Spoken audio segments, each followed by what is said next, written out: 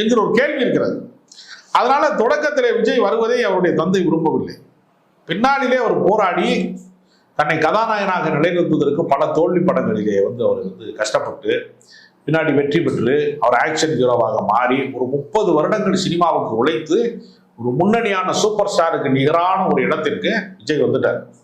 அதனால சினிமாவிலே அவர் நல்ல பெர்ஃபார்ம் பண்ணாரு, நல்ல என்டர்டைன்மெண்ட் பண்றாரு, நல்லா டான்ஸ் ஆடுறாரு, நல்லா பாட்டு பாடுறாரு, அதெல்லாம் வெற்றிகரமானவர்.